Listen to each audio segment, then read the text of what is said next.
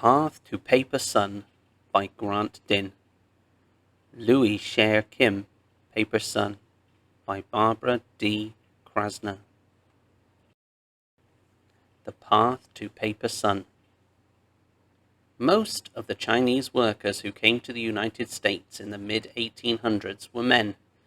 Half of them were married, with wives and sometimes children, who had been left behind in China. The Chinese Exclusion Act of 1882 prohibited Chinese laborers from sending for their families to join them in the United States, but merchants and U.S. citizens were allowed to do so. So each time a member of those groups returned to China for a visit, they often reported the birth of a son or two to the immigration authorities when they came back. The claim created immigration slots, which could be used to bring another Chinese to America. In 1906, a major earthquake and fire destroyed much of San Francisco below, including the city's Hall of Records. With the city's birth records destroyed, some Chinese saw an opportunity. They claimed that they had been born in San Francisco and that they had a wife and so many sons in China. Sometimes the son was truly related, and sometimes the son might be a nephew or another relative.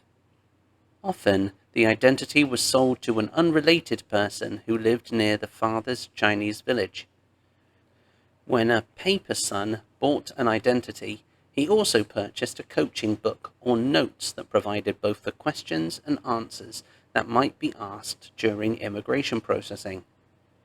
The paper son's job was to memorize the answers. Paper son documents were worth thousands of dollars. Families borrowed money to make it possible for a child to make the trip. It often took several years of hard work to repay the debt. Did you know? In 1868, the 14th Amendment to the Constitution established that anyone born in the United States is granted U.S. citizenship.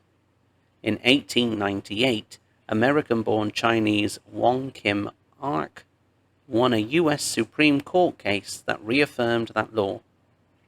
After he made a trip to China, the U.S. government denied his readmission into the country. He appealed his case, and his birthright citizenship was upheld. Louie Sher Kim, Paper Son. 14-year-old Louie Sher Kim arrived at the Angel Island immigration station from Guangdong Province, China, in 1916. He had traveled alone on a journey that took nearly a month to cross the Pacific Ocean. He had little schooling, no job skills, and no place to live, and he did not speak any English. Yet his family pinned all their hopes on him to become a success in America. His father made sure he even looked American in his passport photograph by making him wear a suit and tie. But Louie Sher Kim really had two fathers, or so it seemed. The Chinese Exclusion Act, in effect from 1882 to 1943, stopped all Chinese laborers from entering the United States. Only diplomats, merchants, students, teachers, visitors, and those claiming U.S. citizenship were able to enter from China. To get around the law, many immigrants from China claimed to be related to a merchant or a U.S. citizen, on paper only. Sher Kim became a paper son of Louie Sher Jung in America. Sher Jung was a U.S. citizen born in San Francisco who frequently traveled to China. Sher Kim's father made arrangements to have Sher Jung claim Sher Kim as his son. In the village where their two families lived, only 2 houses away from each other, everyone was related. Sher Jung had known Sher Kim since birth.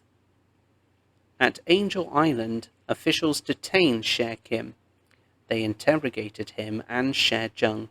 They asked question after question about their family history and their village's layout. Once satisfied with the answers, Sher Kim was allowed entry to America. He received his certificate of identity, which stated he was admitted as the son of a native. When Sher Kim was 20 years old, his real father wrote him a letter from China. "Dear number one son," the letter began, referring to Sher Kim as the eldest son. "It is time to come home." Now considered a son of a native, Sher Kim could visit his village in China and know that he would be readmitted into the United States. He arrived in China on a Tuesday. He was married on Saturday to a woman chosen by his parents and whom he had never seen before. They had a son who died as a baby. Sher Kim returned to America to work. In 1924 and in 1929, he returned to China to visit his village and see his wife. They had 2 children, Wanda and Sherman. After each visit, Sher Kim returned to the United States to work. In 1935, he decided to bring his family to America. He and his wife offered a 12-year-old boy in the village the opportunity to go with them. They gave the boy the name John. John became their paper son.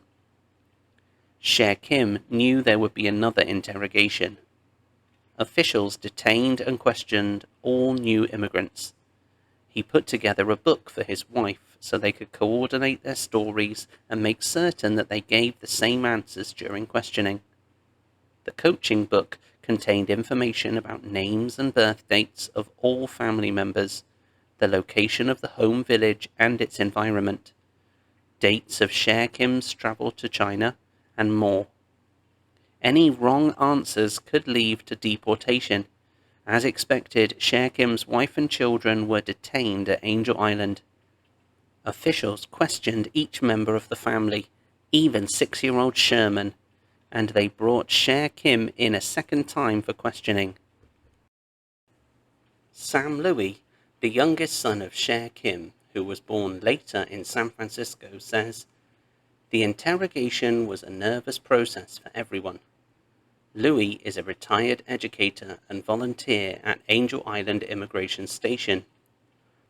In July 2015, the Angel Island Immigration Station Foundation hosted a Family History Reunion Day event.